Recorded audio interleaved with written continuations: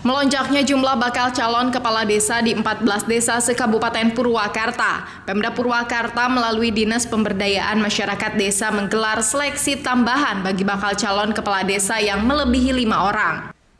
Penyeleksian yang dilakukan di SMP Negeri 1 Purwakarta ini diikuti sebanyak 94 peserta dan dibagi menjadi 5 ruang yang diisi oleh 20 peserta. Kabupaten Purwakarta di bulan Agustus mendatang akan menggelar pemilihan kepala desa serentak. Ada 170 desa yang akan ikut Pilkades dengan asumsi 83 desa yang habis masa jabatannya pada tahun 2019, ditambah dengan 87 desa yang habis masa jabatannya pada tahun ini. Lalu seperti apa pesta demokrasi yang akan digelar di masa pandemi ini? Bersama saya sudah hadir Kepala Dinas Pemberdayaan Masyarakat Desa Kabupaten Purwakarta, yaitu Bapak Jaya Pranolo. Assalamualaikum Pak, Sampurasun. Waalaikumsalam warahmatullahi wabarakatuh. Sampurasun. Pak Jaya, berbicara mengenai pesta demokrasi ataupun pemilihan kepala desa serentak di Kabupaten Purwakarta, sejauh mana persiapan yang sudah dilakukan oleh pemerintah daerah melalui Dinas Pemberdayaan Masyarakat dan Desa? Baik, terima kasih. Sebelumnya saya sampaikan selamat siang untuk seluruh pemirsa GPTV dimanapun berada. Betul sekali, kita nanti bulan tepatnya tanggal 25 Agustus 2021 akan melaksanakan pesta demokrasi ini dari 183 desa se-Kabupaten Purwakarta, yaitu 170 desa akan melaksanakan Pilkades serentak yang akan melaksanakan 25 Agustus nanti ya. Jadi hari ini persiapan-persiapan kita sudah lakukan baik di tingkat kabupaten maupun di tingkat desa. Dari mulai pembentukan panitia, kemudian penetapan DPT, dan hari ini di desa persiapan penetapan calon kepala desa, seperti itu. Dan kita menurut ketentuan di mana calon yang melebihi lebih dari 5 calon itu kan harus diseleksi. Nah, kita pun besok tanggal 8 akan melaksanakan seleksi tambahan bagi calon-calon kepala desa yang melebihi dari 5 calon di desanya. Lalu berbicara mengenai panitia, itu dari mana Pak panitianya untuk Pilkades tahun ini? Ya, panitia desa itu yang hari ini sudah terbentuk di 170 desa, itu berasal dari unsur masyarakat, kemudian berasal dari unsur perangkat desa, termasuk lembaga kemasyarakatan desa. Jadi ada yang dari Karangan Taruna, kemudian dari tokoh masyarakat, kemudian dari perangkat desa, bisa dari kepala seksi atau KUR dan sebagainya. Lalu berapa bakal calon yang sudah mendaftar? Hari ini berdasarkan data yang masuk ke kita, dari jumlah calon kades itu ada 600 bakal calon, kemudian ada TPS yang kita butuhkan nanti itu 1.204 TPS. Jadi hampir saat ini yang sudah masuk data kita itu ada 600 bakal calon kepala desa dari 170 desa. Itu termasuk normal atau membeludak atau gimana? Ya, hari ini kalau kita lihat 170, 600 lah dibagi 170 ya, berarti di rata-rata di 4 lah. Nah, kalau melihat data seperti ini sebetulnya antusiasme masyarakat terhadap Pilkades di Purwakarta cukup baik lah. Cukup baik menurut saya. Dan proses penyeleksiannya sendiri itu dari pendaftaran?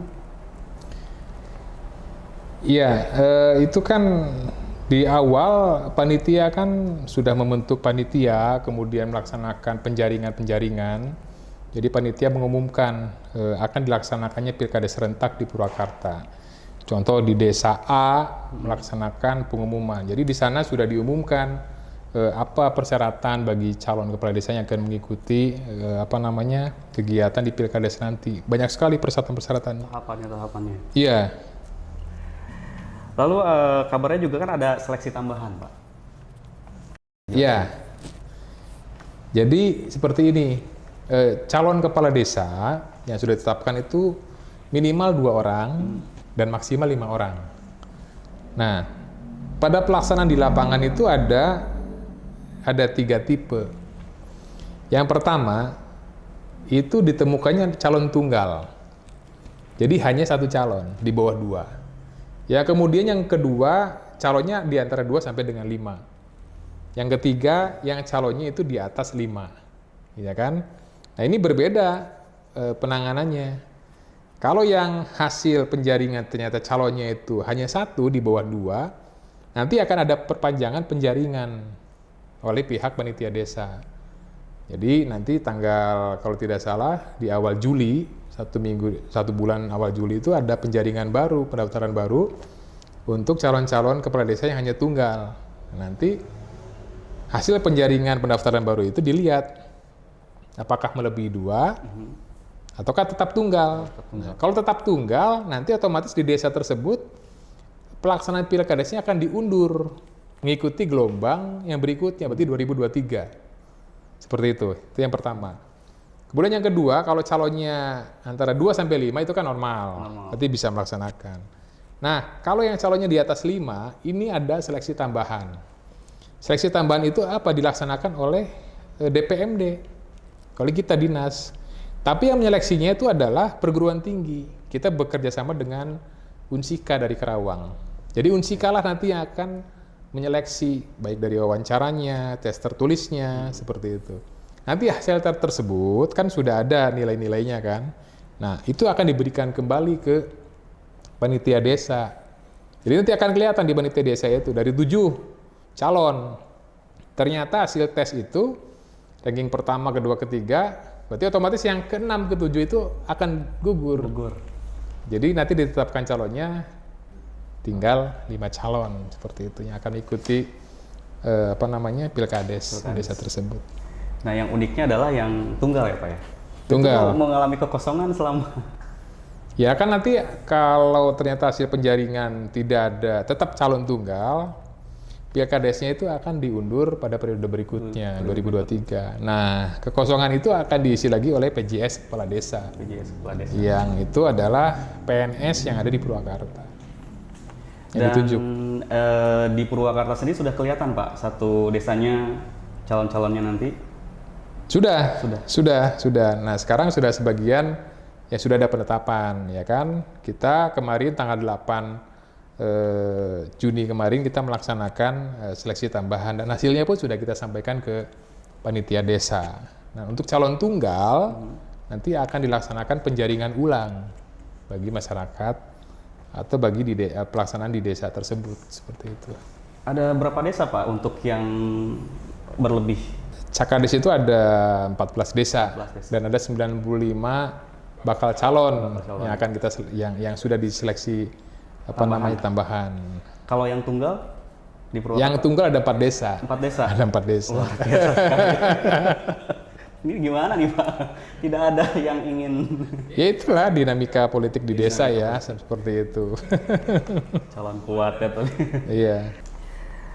Lalu bagaimana aturan-aturan yang sekarang sudah dibuat untuk berkampanye gitu? Ya, sebetulnya sebelum kampanye kan banyak persyaratan-persyaratan yang harus dipenuhi oleh bakal calon kan ya, ini sebelum kampanye. Jadi dari mulai proses penjaringan juga, panitia sudah mengisyaratkan nih syarat-syaratnya apa untuk para calon. Ada yang menarik untuk pilkades hari ini, ternyata calon yang akan mencalonkan itu tidak wajib dari warga desa yang bersangkutan. Jadi seluruh warga negara Indonesia itu berhak dipilih mengikuti kegiatan pilkades ini. Contoh, pilkades di Purwakarta itu bisa diikuti oleh orang di luar Purwakarta. Orang Bandung, orang Surabaya, orang Kalimantan, orang Sumatera itu bisa mencalonkan kepala desa di Purwakarta. Asalkan persyaratannya memenuhi syarat. Contoh, pendidikan minimal SMP, kemudian berkelakuan baik, kemudian adalah persyaratan-persyaratan harus melampirkan tes kesehatan, harus melampirkan kelakuan baik dan sebagainya sebelum ditetapkan sebagai calon. Nah, nanti sudah ditetapkan sebagai calon, pada saat kampanye juga kan di era pandemi ini berbeda dengan kampanye-kampanye sebelumnya. Nah, yang disyaratkan dalam Pergub 79 kampanye dalam calon pemilihan pilkades di Purwakarta ini ya sifatnya dialogis. Jadi para calon tetap harus bisa menjaga konstituennya, tidak terlalu banyak segala macam. Sekarang serba dibatasi di era pandemi betul.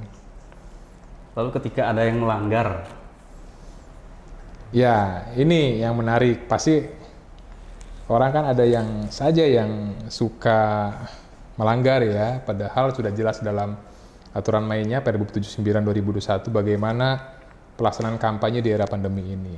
Nah, nanti kan banyak sekali pengawas, ada pengawas desa, kemudian ada juga panitia kecamatan. Nah, mereka pasti akan menegur lah kepada calon-calon yang memang pada saat pelaksanaan kampanye tidak mengindahkan aturan-aturan yang sudah kita tetapkan, seperti itu. untuk tegurannya itu sekali tegur atau langsung sanksi Enggak, diskualifikasi? nanti kan kita ada teguran lisan dulu, kemudian tertulis. Ya kalau ternyata membandel bisa saja nanti oleh panitia itu didiskualifikasi. Seperti ya, itu. Karena kan gini, hari ini Pilkades di era pandemi ini menjadi tantangan besar baik bagi panitia kabupaten, panitia kecamatan maupun panitia desa. Karena jangan sampai dengan adanya Pilkades ini menjadi klaster baru di Purwakarta terhadap penyebaran pandemi. Benar. Itu yang ngerinya kalau kita seperti itu. Makanya kendalanya itu berlipat-lipat ya untuk Ya, saat kita ini. antisipasi sedini mungkin terkait dengan pelaksanaan Pilkades ini. Lalu berbicara mengenai Pilkades sendiri, kadang tidak bisa dipungkiri segala bentuk kecurangan itu kemungkinannya selalu ada. Ya, Menghindari hal tersebut terjadi, apa yang akan dilakukan oleh DPMD Purwakarta? kita kan banyak sekali stakeholder atau jaringan-jaringan kita di bawah, baik di tingkat kabupaten, di tingkat kecamatan, di tingkat desa. Yang pertama faktor sosialisasi, kemudian yang kedua faktor pembinaan. Ini sangat penting sekali. Jadi pembinaan dan sosialisasi baik di tingkat kecamatan, kemudian tingkat desa terhadap para calon seperti itu. Ini sangat menentukan keberhasilan pelaksanaan Pilkades di wilayahnya masing-masing seperti itu. Jadi saya yakin teman-teman camat, teman-teman panitia di desa terus melaksanakan pembinaan dan sosialisasi bagaimana pelaksanaan Pilkades ini sesuai dengan aturan mainnya seperti itu. Lalu sejauh ini, Ya, dari mulai sosialisasi, persiapan dan yang lainnya, sudah adakah ditemukan atau ditemukan ada pelanggaran dari proses sampai saat ini? hari ini kan masih proses penjaringan sampai penetapan calon, ya kan? Nanti maksimal tanggal 14 itu penetapan calon di desa. Sampai sejauh ini mekanisme dan pelaksanaannya lancar. Saya pantau ke semua desa, semuanya lancar sehingga ini bisa dilaksanakan dengan baik. Oke. Dan masih berbicara mengenai calon kepala desa ya, Yeah. ataupun juga bakal calon. Kita melihat dari tahun-tahun sebelumnya, tidak dapat dipungkiri juga bahwa kemungkinan konflik itu terjadi antar para pendukung calon yang gagal naik. Ya, Mengantisipasi terjadinya hal tersebut, apalagi di masa pandemi saat ini, bagaimana Pak? itu baik di tingkat desa maupun kecamatan, tiap-tiap calon itu wajib membuat fakta integritas. Jadi mereka itu wajib menjunjung tinggi pelaksanaan Pilkades ini agar pelaksanaannya dapat berjalan dengan lancar.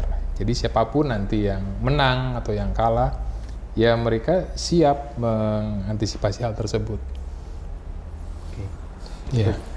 Baik, pemirsa Galuh Pakuan TV, jangan kemana-mana karena setelah ini kita akan melanjutkan bincang-bincang bersama Bapak Jaya Pranolo, Kepala Dinas Pemberdayaan Masyarakat dan Desa.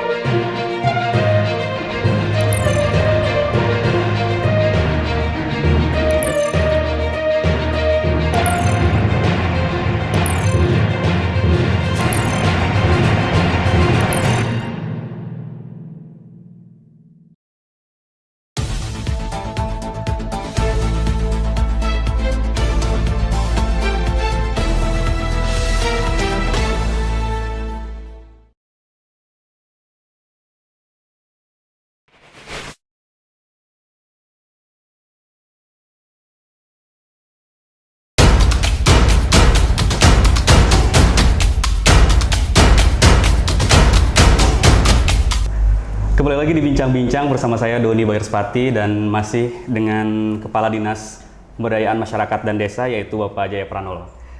Pak Jaya, kita kembali lagi membahas mengenai anggaran. Pemerintah daerah Kabupaten Purwakarta sudah menganggarkan sekitar 18 miliar tadi ya. Itu bagaimana Pak penyaluran anggarannya? Anggaran Pilkades hari ini itu ada dua sumber. Yang pertama bersumber dari APBD Kabupaten Purwakarta, yang kedua bersumber dari APBDes. Kalau anggaran yang bersumber dari APBD Purwakarta itu berkisar 18,2 miliar. Jadi nanti Pemda Purwakarta memberikan bantuan keuangan kepada desa dalam hal kegiatan pelaksanaan Pilkades, seperti itu. Nah, kemudian dari anggaran APBDes pun dianggarkan.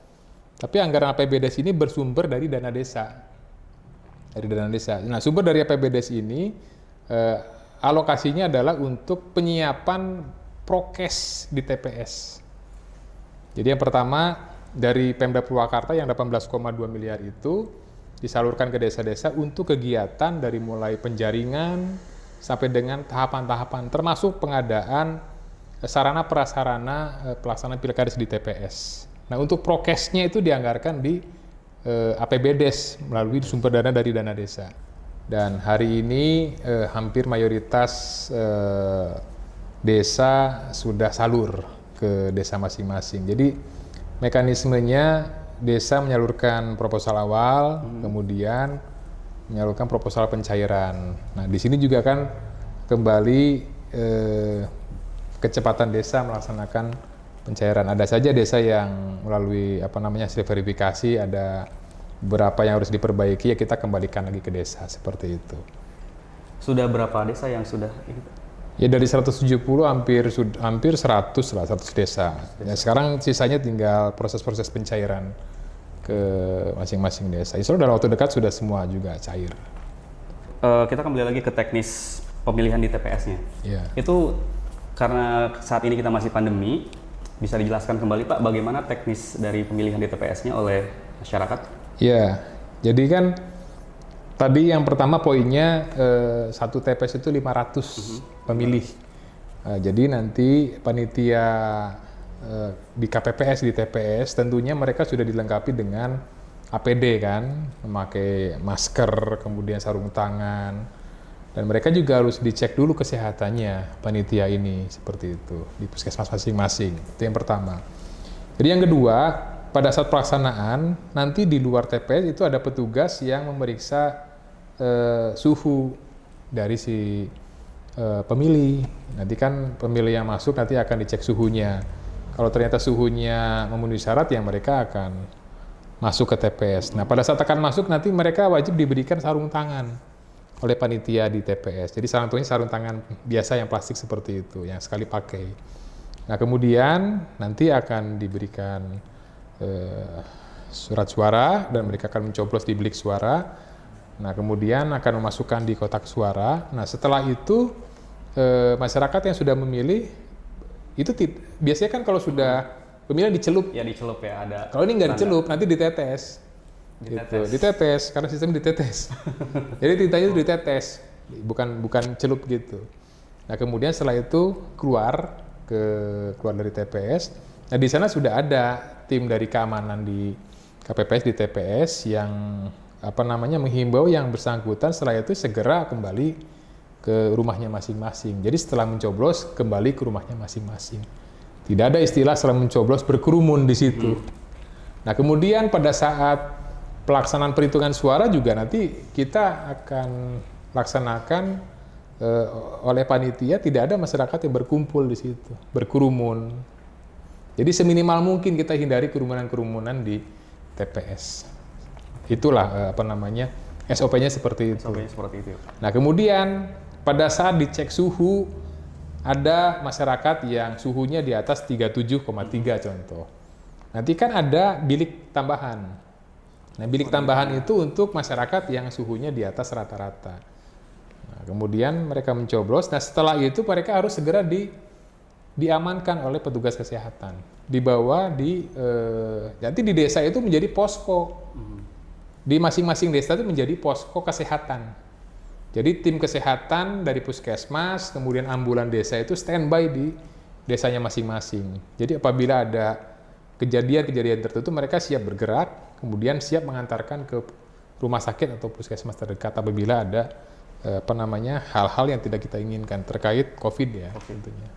Berarti masih bisa mencoblos ya, walaupun ada keterangan misalkan suhu tubuhnya tidak kurang normal atau di atas normal. Ya kan mereka datang tidak tahu juga, mungkin kan antusiasme ingin mencoblos, pada saat dicek suhu ternyata oleh panitia melebihi rata-rata, yaitu antisipasi seperti itu.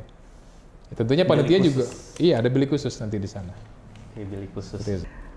Oke. Terakhir mungkin ada yang ingin disampaikan kepada masyarakat di Kabupaten Purwakarta dari Bapak mengenai pemilihan kepala desa serentak, apalagi di masa pandemi saat ini. Iya, sekali lagi saya ucapkan terima kasih kepada GPTV yang sudah memberi kesempatan saya untuk menjelaskan bagaimana proses Pilkades di Purwakarta. Jadi poinnya adalah hari ini pelaksanaan Pilkades di Purwakarta maupun di Indonesia dalam kondisi pandemi COVID. Jadi ini kondisi yang luar biasa, yang perlu kerjasama kita semua, baik panitia kabupaten, panitia kecamatan, desa, termasuk masyarakat dan para calon. Mari kita sama-sama bekerja sama untuk mensukseskan Pilkades Purwakarta ini dalam kondisi pandemi. Intinya kita harus menahan diri, kita serba dibatasi, insya Allah dengan semua kerjasama dan kesadaran kita semua, pelaksanaan Pilkades di Purwakarta dapat terlaksana dengan baik, sukses tanpa ekses. Baik pemirsa, demikian bincang-bincang saya bersama Kepala Dinas Pemberdayaan Masyarakat Desa Kabupaten Purwakarta, yaitu Bapak Jaya Pranolo. Terima kasih banyak Pak. Sama-sama. Mari kita sukseskan bersama pesta demokrasi dengan aman, jujur, adil, dan bersih. Serta jangan lupa untuk tetap menjaga protokol kesehatan. Terima kasih dan sampai jumpa. Terima kasih banyak Pak. Sama-sama.